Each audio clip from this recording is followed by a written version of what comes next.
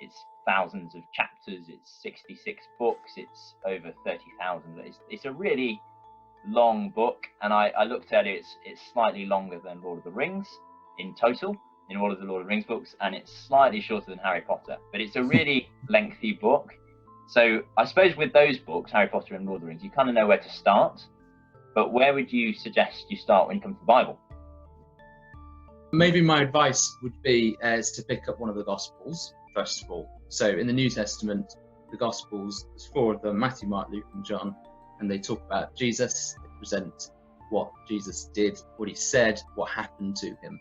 And of those 4 Gospels, would you suggest one that's maybe one to start, maybe a shorter one, or what's your thought on that? Yeah, I was going to say Mark. So the second in our Bibles, Mark was probably if you've never picked up a Bible ever before, pick up the Gospel of Mark and start reading that. When you sit down to read, just consciously decide whether you're doing what I would call big reading or little reading. Okay. They're not common. That's just what I happen to call them. So big reading is you're just going to read a big section. Okay. And you're not going to stop every time you've got a question or something distracts you or occurs to you about what it's saying. What you're trying to do is to get the breadth of the narrative.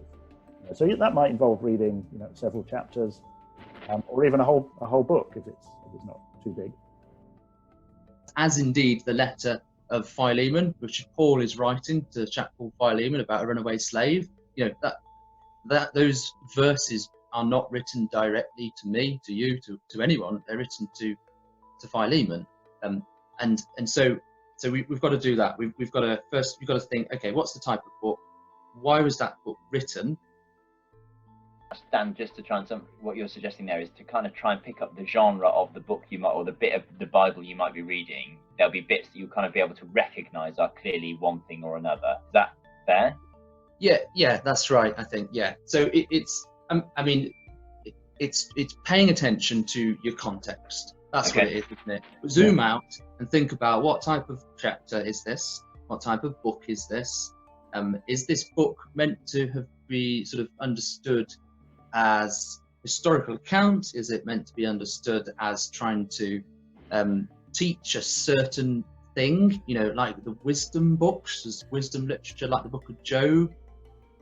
If you look inside the Bible, there'll often be a margin down the middle of the page which has cross references. Yeah, it's probably the number one useful tool for kind of getting into Bible study, I suppose. And it basically highlights where a verse in the Bible is alluding to or quoting from another part of the Bible.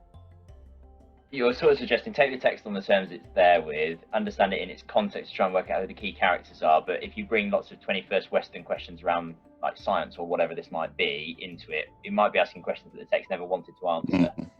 Absolutely. It's not trying it's not trying to tell you those things. It sort of comes back to the purpose of this. It's one of those things that you can do when I talk about little reading. You're going to look at things in a little bit more detail and pull out echoes and links. Certainly when there's quotations and cross references in the margin, think about how does Jesus fit into that